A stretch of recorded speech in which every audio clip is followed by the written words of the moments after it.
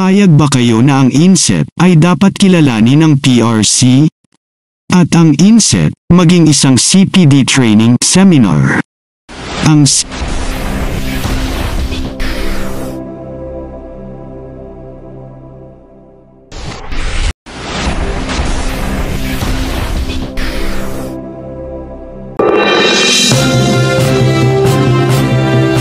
Magandang araw po mga kaguro.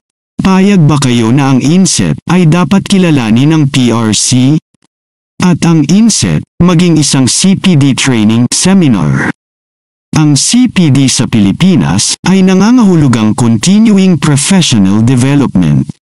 Ito ay isang programa na tinitiyak na ang mga tao sa mga propesyonal na trabaho, tulad ng mga doktor, guro, at inhinyero ay patuloy na natututo at nag-a-update ng kanilang mga kasanayan.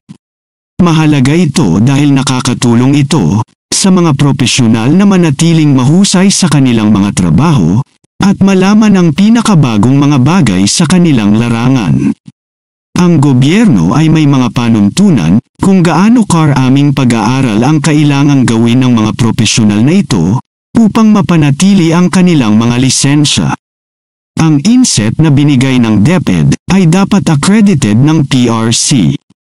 Ang isang linggong INSET mula sa DepEd ay hindi produktibo at isang pag-aaksaya ng oras kung wala itong accreditation ng PRC. Tungkol naman sa mga madalas itanong, tungkol sa renewal ng Professional Identification Cards at CPD o Continuing Professional Development Requirements na pinost ng PRC, Professional Regulation Commission, Region 7 Cebu sa kanilang Facebook page, tila dumarami ang CPD unit requirements kada taon, mula 2024 hanggang 2027 at pataas.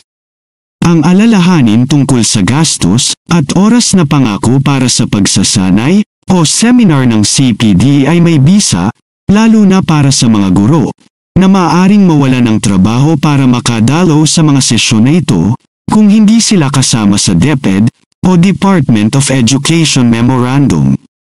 Nais ng mga guro na tulungan sila ng kagawaran ng edukasyon sa pamamagitan ng pag-accredit ng kanilang INSET, In-Service Training, PRC, na isang praktikal na kahilingan.